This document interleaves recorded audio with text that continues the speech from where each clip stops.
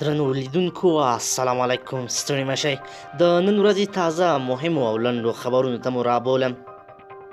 فاریاب په فاریاب کې یو شمېر سرچینې وایي چې طالبانو د قرمقل ولسوالۍ د بشپړ سقوط ترڅنګ د انخوی او قرغان ولسوالۍ ځینې برخې هم نیولې دي. کمیسیون د ټاکنو کمیسیون وایي د تفتیش او بیا شمېرنې په پایله کې د 22,423 محلونو له ډلې څخه 11,009 محلونه بې اعتباره اعلان کړي دي.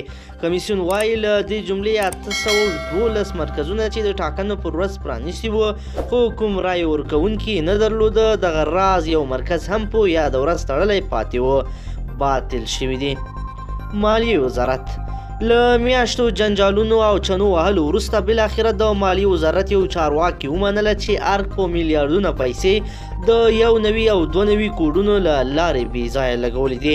د مالیې وزارت معین زاهد همدرد ویلي دي متاسفانه دغه پیسې تر ډیره د اداراتو په تقویې، د معاشاتو د لوړولو، د ځمکو په پیرودلو او نورو هغو چارو کې لګېدلې چې د یادو کوډونو له اهدافو نه شمېرل کیږي. زلمی خلیلزاد راپورونه وایي چې د افغان سولې لپاره د امریکا ځانګړی استازی زلمی خلیلزاد له طالبانو سره د خبرو د بیا پیل په موخه د قطر پلازمینې دوحې ته رسېدلی دی. اروپا اتحادیې تازه اعلان کړی چې په پاکستان او ایران کې میشت ټولو افغان کډوالو سره به دوی په بیړنۍ توګه 40 میلیونه ډالر مرسته وکړي. طالبان د طالبانو یو لوړپوړي سرچینې منلې چې د طالبانو د سیاسي دفتر استازو او د افغان سولې خبرو لپاره د امریکا ځانګړي استازی زلمی خلیلزاد ترمنځ د قطر پلازمینه دوحه کې غیر رسمي ناسته شوې خو رسما د خبرو بهیر نه دی پیل شوی. سوریه د سوریې په تل ابیض ښار کې د موټر بم برید له امله 10 کسان وژل شوي او په لسګونه نور ټپیان دي. په وژل شوي او ژوبلو کې ښځې او کوچنیان هم شامل دي.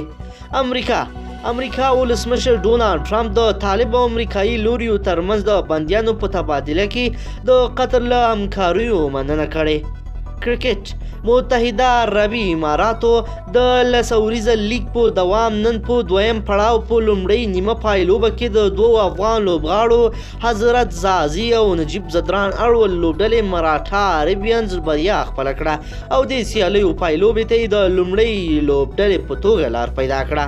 د ټاکنو خپلواک کمیسیون د هیواد په 34 ولایتونو کې د رایو د تفتیش او بیا شمېرنې د پای ته رسېدو خبر ورکوي او وایي چې په 7 ولایتونو کې د رایو د بیا شمېرنې د پیلېدو لپاره له متعرضو نمایندانو سره خبرې روانې دي. وردګ په داسې حال کې چې د ملي اردو عسکر په عملي توګه د میدان وردګو په سید آباد ولسوالیو لسګونه کورونه نړولي او لا هم دا چاره دوام لري. تازه د ملي دفاع وزارت د لوی درستیز مرستیال ویلي هغه ادعاوې ردوي چې ګواکې د ملي اردو ځواکونو په یاد ولایت کې د ملکي خلکو کورونه نړولي دي.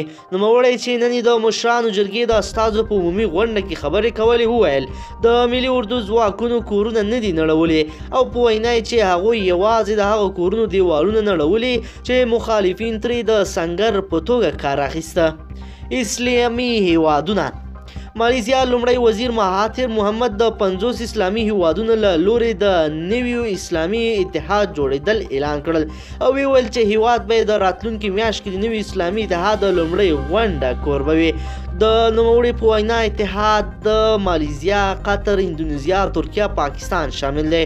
ټاکل شوې ده چې لومړۍ غونډه به د راتلونکي دسمبر میاشتې په 19مه نیټه د مالیزیا پلازمینه کولالمپور کې ترسره شي. درنو لیدونکو که چیرې غواړئ چې له هر ورځ تازه مهمو خبرونو څخه ځان خبر کړئ نو زموږ چینل در سره ضرور سبسکرایب کړئ او ویډیو لایک کړئ.